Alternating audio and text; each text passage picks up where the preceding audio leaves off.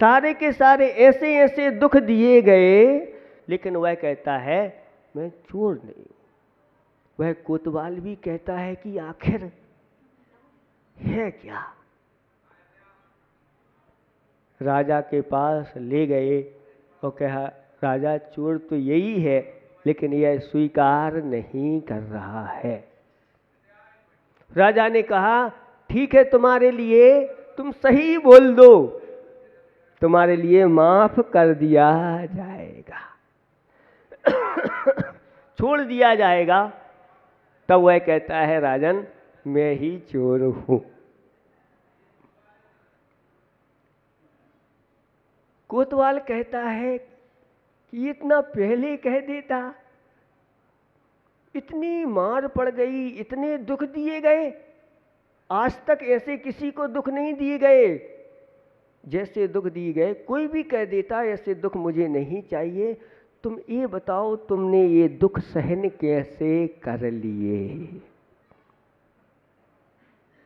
वह कहता है कि मैंने पूर्व में नरकों के दुखों का वर्णन पढ़ा था, सुना था कि नरकों में ऐसे ऐसे दुख पड़ते हैं, मेरू समान लोहे गल जाए, ऐसी शीत उष्णता था, ऐसी ठंडी पड़ती है कि वहाँ पर पिघला हुआ लोहे का गोला भी जम जाता है, और जमा हुआ ऐसी उष्णता होती है कि पिघल जाता है।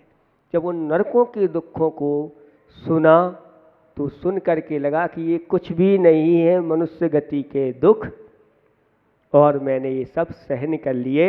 और मैंने जो वादा किया था तुमसे कि मैं जहाँ तुम कोतवाल हो गए वहीं चोरी करूँगा, पकड़ करके दिखाओ, अब मेरा प्रण पूरा हो गया और मैं अब दीक्षा धारण करूँगा। ये विद्युतचर चोर की कथा आप लोगों ने पढ़ी होगी। ऐसे इसलिए ये मनुष्य जीवन मिला है तो इस जीवन में अपने धर्म आना चाहिए, धर्म के संस्कार आना चाहिए। प्रति समय आपके अगर जीवन में धर्म है तो समझ लेना आपका ये जीवन कैसा जीवन है, नव जीवन है। जीवन शब्द में सिर्फ नव जोड़ दो तो फिर आप आगे से पढ़ लो चाहे पीछे से पढ़ लो, नव जीवन, नव जीवन। बीच में सिर्फ जी है जी माने जीव, आत्मा, उसमें अगर नौ जुड़ जाए तो उसकी कीमत बढ़ती चली जाती है, वह मूल्यवान हो जाता है। ऐसे ही यहाँ पर मेला प्रारंभ हो गया है और आप लोग मेले में आए हैं। तो ये कौन सा मेला है? ये धर्म का मेला है, खेल खिलौने वाला बिना दुकान के मेला है।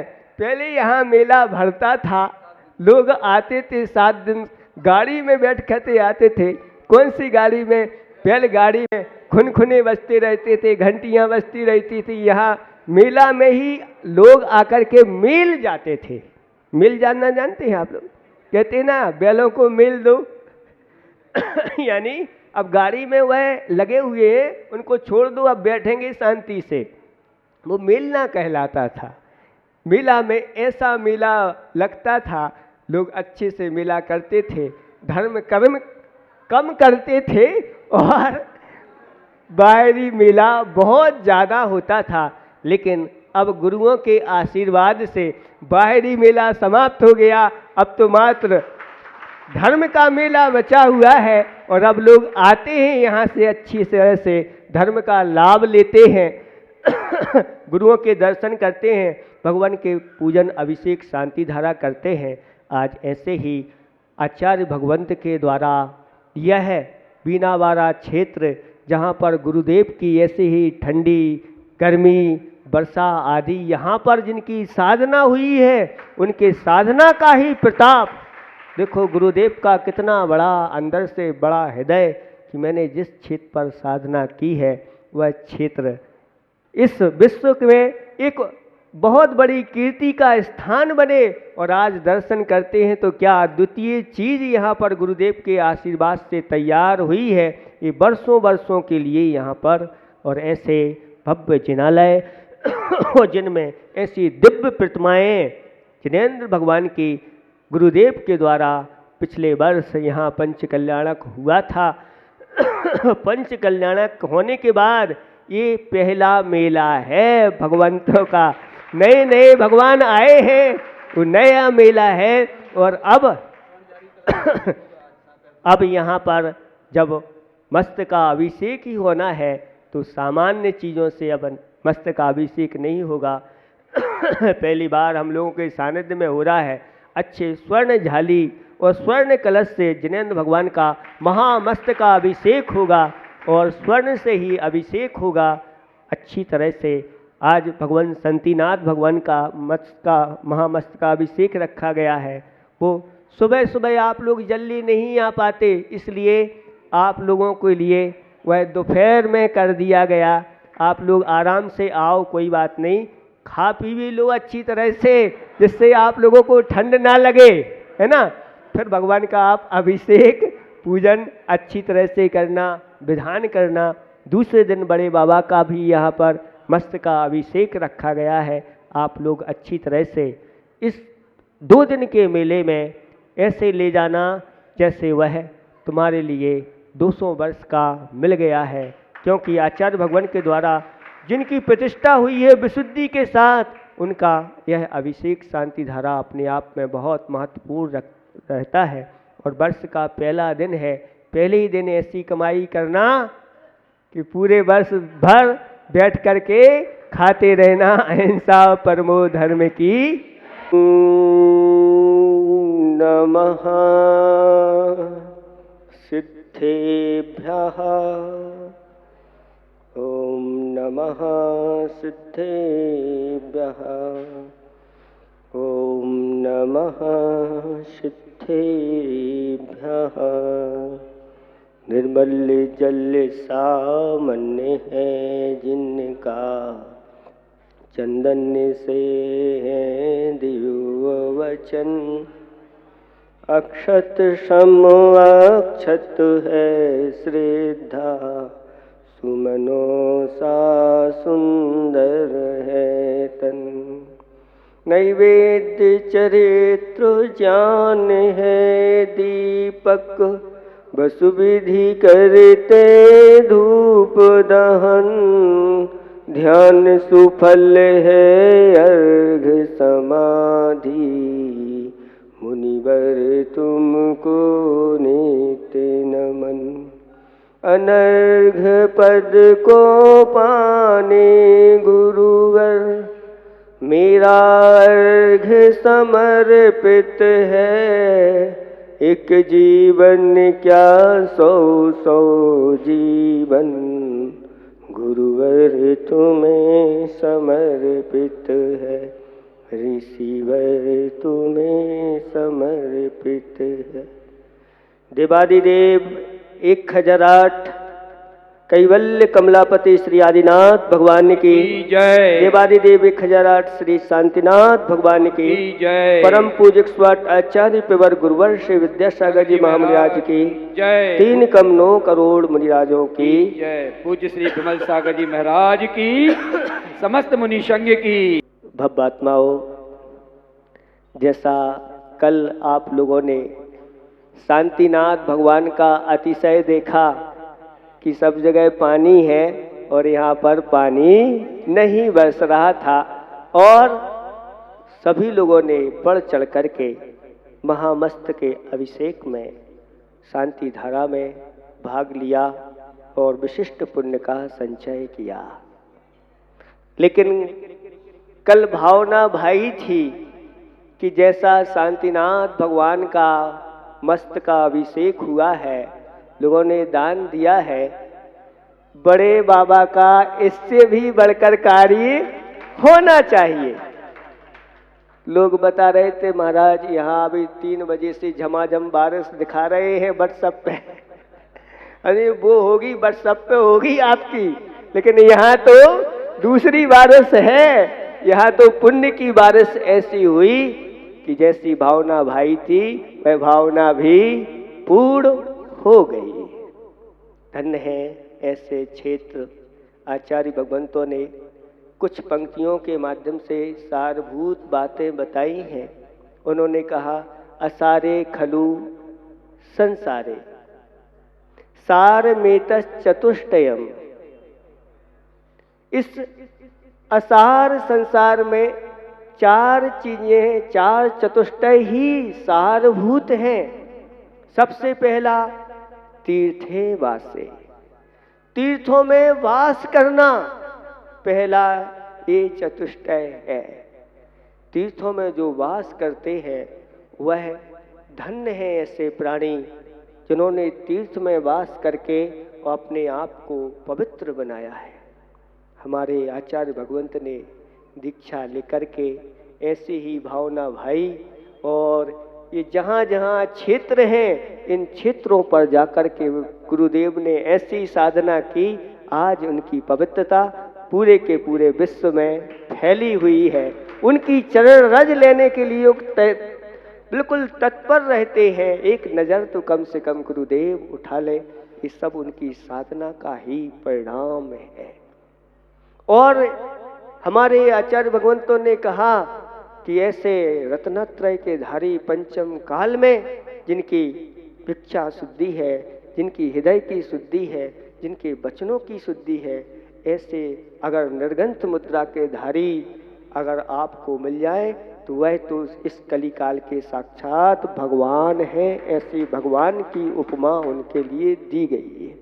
और चलते फिरते तीर्थ हैं, ये तो स्थायी तीर्थ है, वो चलते फिरते तीर्थ हैं। वो जहाँ पहुँच जाते हैं वहीं पर मेला लग जाता है। मेला लगाने की ना घोषणा करना पड़ती है कि आज से 1-2 दिन का ये मेला लग रहा है, ऐसी घोषणा नहीं करना पड़ती। वो तो अघोषित मेला है, जहाँ जाते हैं चाहे जंगल हो चाहे कहीं भी हो, बस ऐसा मेला लगता है कि लोग व्यवस्था बना नहीं पाते और लोग आते चले जाते हैं, चलते फिरते तीर्थ करते हैं। ऐसे तीर्थों के पास रहना भी एक अपने आप में बहुत दुर्लभ है, सारभूत। दूसरा बताया कि सदयुक्तिश्च, दूसरा चतुष्टय है जो आचार्य भगवंतों ने ये समीचीन शास्त्र लिखे हैं। इन शास्त्रों में बहुत अच्छी अच्छी बातें बताई हैं। अभी सामने ही ये रेणसार ग्रंथ रखा हुआ है आचार्य भगवंत कुंद कुंद स्वामी महाराज का, और उन्होंने इसमें कहा कि दाणुना धम्मुना चागुना भोगुना बहिरप जो पतंगो सो लोह कसा यज्ञी मोहो पड़ियो मरियो न संदेहो।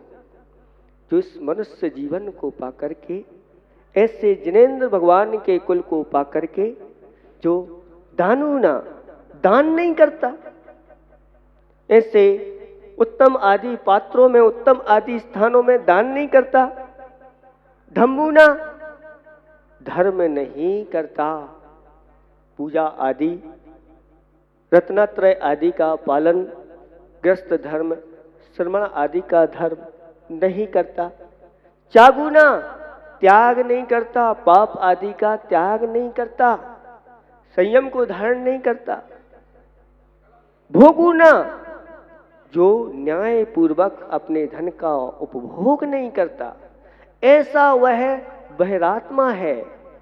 और ऐसा बहिरात्मा रूपी पतंगा लोभ रूपी, लोभ कसाय रूपी अग्नि में जल करके मर जाता है। इसमें किसी प्रकार का कोई संदेह नहीं है।